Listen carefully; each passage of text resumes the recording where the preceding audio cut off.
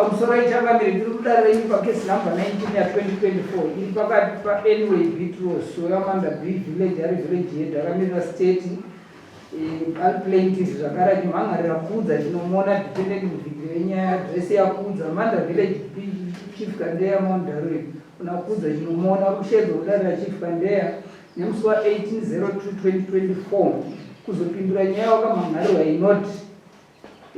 takakutonga ukaramba kubhadhara mbudzi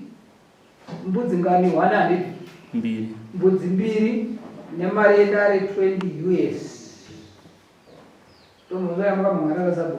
chokwadi chipei kuti makakutonga akanga apara mhosva ipi nyamba asipo zvinonakira ini pamusoro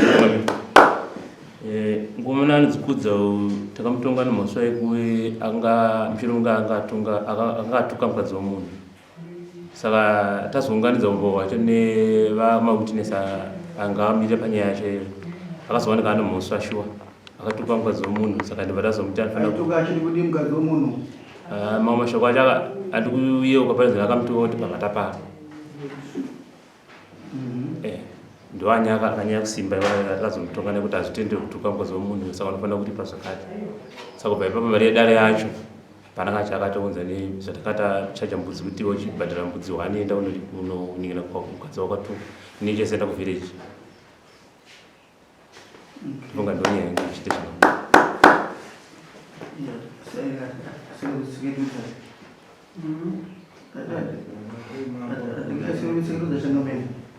mubaya inomutonga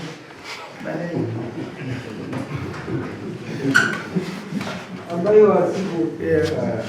kuda kubva tayambira vanhu kuti zviri kuitwa izvi zviri pamutemo nemhaka yekuti pana pakanyorwa kuti kana usina kuya kudare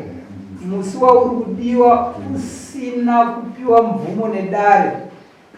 nyaya yako ichatongwa usipo ichinamira mumamwari zvitoripo izvozvo saka dare rakachengetedzwa.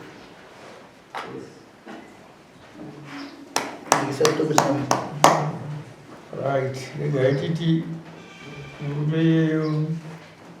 anobhadhara mbudzi mbiri dzakataurwa nasabhuku kudziwana sabhuku kuno kusauya kudare kuno kwamambo tinotodawo mbudzi mbiri. Shangamiro vanodzikisa mutongo kuti anofanira kubhadhara mbudzi mbiri kuna sabhuku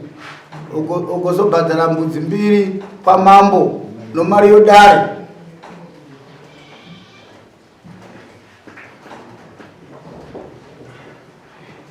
Tawagona hapana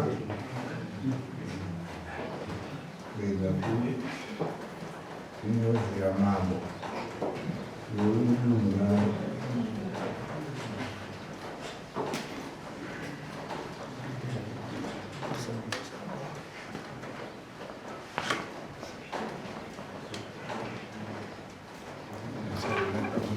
That's